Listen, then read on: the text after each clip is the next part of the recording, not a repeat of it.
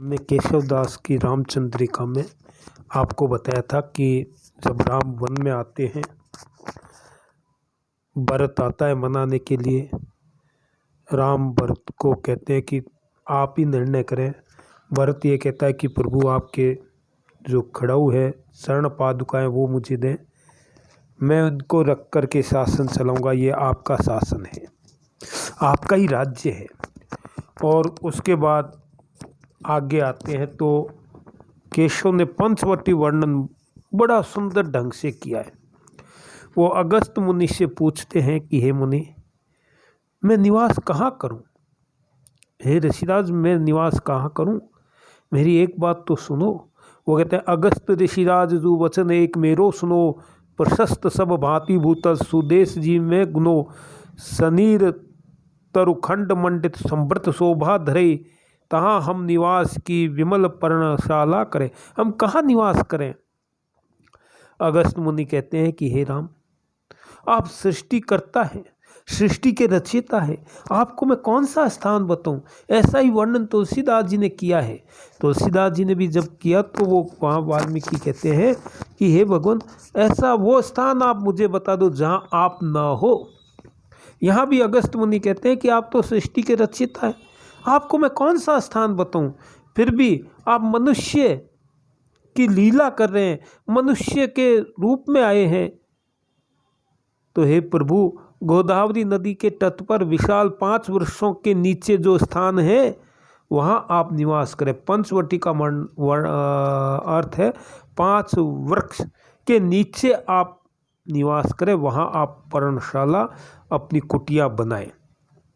उसी पंचवटी का वर्णन केशव की देखो, कितनी लोग कहते हैं केशव कठिन काव्य का प्रेत है। पंचवटी वर्णन आदि पढ़ने के बाद में ऐसी हमारी धारणा नहीं रहती है। और केशव कहते हैं बहुत सुंदर वर्णन किया है, महादेव से तुलना करते हुए इसका वर्णन किया गया है। वो कहते हैं, सब जाति फटी दुख की दुपटी, कपटी न रहे जहाँ एक घटी, निगटी रुचि मीचु घटी हु घटी, जग जीव जतीन की छूटी तटी, अग ओग की बेरी कटी बिकटी, निकटी प्रकटी गुरु ज्ञान घटी, चौ ओरन नाचती मुक्ति नटी, गुण धूर जटी बन पंचवटी।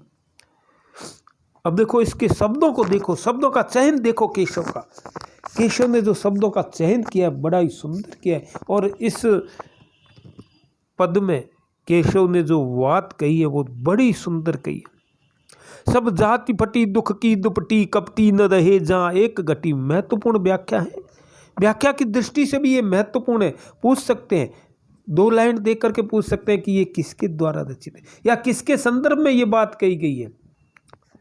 और इसका वर्णन कौन करते हैं? लक्ष्मण करते हैं। लक्ष्मण पंचवटी की शोभा के बारे में कहते हैं कि सब जात फटी। अब देखो दुपट्टी, दुपट्टी का आप अर्थ समझते हैं, दुपट्टा, चादर, मीचु मत मृत्यु, जतीन की, ज का यह कर दे यतीन हो जाएगा, यतीन मतलब योगियों की।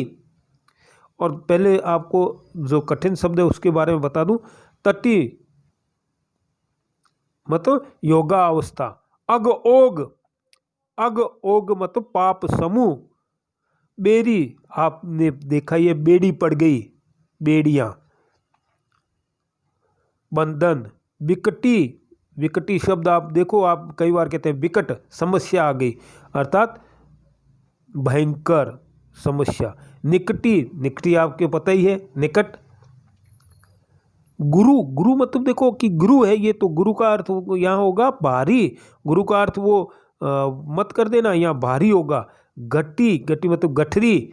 और धूर जटी, धूर जटी से ही सारा अर्थ निकलेगा इसका। नीचे जो कहा है, चौ ओरन नाचती मुक्ति नटी, गुण धूर जटी बन पंचवटी। धूर जटी, धूर जटी कहते हैं शिव को, शिव का नाम धूर जटी है। लक्ष्मण पंचवटी का वर्णन करते हुए कहते हैं कि हे राम, यहाँ देखो पंचवटी में क्या है। और वो कहते हैं कि इस पंचवटी के समीप आते ही दुख की सारी चादर फट जाती है। दुख रूपी जो चादर है वो यहाँ आते ही फट जाती है, अर्थात यहाँ आते ही सारे दुख दूर हो जाते हैं। यहाँ व्यक्ति जब आता है तो उसको कोई दुख नहीं रहता। दुख क्यों नहीं रहता? पंचवटी के पास आते ही दुख क्यों दूर हो जाता है? सब जाति पटी दुख की दुपट्टी, दुख रूपी दुपट्टी यहाँ आते ही फट जाती है। फटने का अर्थ है दूर हो जाते हैं, दुख सारे दूर हो जाते हैं। और यहाँ क्या है? कपटी ने रहे जहाँ एक घटी, यहाँ कपटी एक घड़ी भर भी नहीं ठहर सकता, क्योंकि इसकी अपार शोभा के कारण उसके भाव भी सात्विक हो जाते हैं। कपटी व्यक्ति आता है तो उसके भाव जो है यहाँ कर, क्योंकि यहाँ क्या है? यहाँ स्वयं त्रिलोकी के नाथ राम निवास करते हैं। जहाँ राम और सीता निवास करते हैं वहाँ कपटी मनुष्य नहीं रह सकता। यही बात कहिए, कपटी न जहाँ रहे एक घटी, एक घड़ी एक क्षण के लिए भी कपटी यहाँ नहीं रह सकते। और कहते हैं यहाँ जगत के प्राणियों की मृत्यु के प्रति रुचि घट जाती है, अर्थात यहाँ पर आकर कोई भी मरना नहीं चाहता, क्योंकि इसका सौंदर्य देखकर मृत्यु को अपार आनंद होता है। अब मरना क्यों नहीं चाहता? निगटी रुचि मीचु घटी हु घटी जग जीव जतीन की छूटी तटी। निगटी मीचु अर्थात देखो जीवन का सत्य क्या है। आपके जीवन में एक बात सत्य है, और वो सत्य क्या है? आप कह सकते हैं कि जीवन का सत्य क्या है? और जीवन का सत्य है मृत्यु। व्यक्ति जो जन्म लेता है वो मृत्यु को प्राप्त होता है, यही जीवन का सत्य है। मृत्यु तो आएगी, और यहाँ आकर के मृत्यु की इच्छा नहीं रहती। मृत्यु के बाद क्या होता है? अगर व्यक्ति की मृत्यु हो जाए तो हम किसकी कामना करते हैं? स्वर्ग, नरक, मोक्ष की। तो यहाँ स्वयं परमात्मा राम रहते हैं तो मोक्ष अपने आप मिल जाएगा, तो यहाँ मृत्यु की भी इच्छा नहीं रहती। जग जीव जतीन की छूट तटी, यहाँ आते योगियों की योगा अवस्था छूट जाती है, क्योंकि योग साधना से जिस प्रकार का आनंद प्राप्त होता है उससे भी अधिक आनंद इस वन का सौंदर्य निहारने से मिल जाता है। अर्थात योगी जो है साधना क्यों करते हैं? जग जीव जतीन की छूट तटी, उसकी योग साधना क्यों छूट जाती है? साधना क्यों की जाती है? योग की साधना क्यों करते हैं? ताकि मोक्ष की प्राप्ति हो। और यहाँ स्वयं भगवान विष्णु के अवतार राम निवास करते हैं, वहाँ मोक्ष तो मिलेगा। तो वो कहते हैं योगियों के भी यहाँ आकर के योग की साधना छूट जाती है। और फिर कहते हैं अग ओग की बेरी कटी बिकटी नकटी प्रकटी गुरु ज्ञान गटी। यहाँ आकर के यहाँ पर पाप समूह की पाप रूपी बेड़ियाँ कट जाती है। इसके निकट आते ज्ञान की भारी गठरी प्रकट हो जाती है, अर्थात अपार ज्ञान प्राप्त होता है, सारे ज्ञान प्राप्त हो जाते हैं। और आगे फिर कहा है देखो कि क्या है? प्रकटी गुरु ज्ञान गति चौ ओरन नाचती मुक्ति नटी गुण धूर जटी बन पंचवटी। इसके चारों ओर यहाँ आते ही यहाँ पर क्या होता है? ज्ञान अपने आप प्रकट हो जाता है। व्यक्ति जीता है किसके लिए? ज्ञानी बन करके, पंडित बन करके। और यहाँ आते ही ज्ञान रूपी गठरी जो है वो उसके भारी गठरी प्रकट हो जाती है, अपार ज्ञान प्राप्त होता है यहाँ आकर के। क्योंकि ब्रह्म के पास पहुँचने पर, जैसे अगस्त मुनि ने कहा भी है कि हे भगवान, मैं आपको कौन सा स्थान बताऊं जहाँ आप ना हो? आप तो हर जगह है।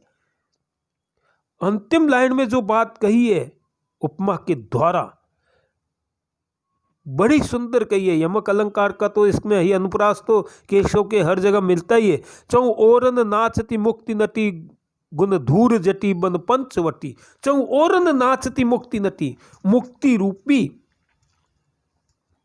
इसके चारों ओर क्या है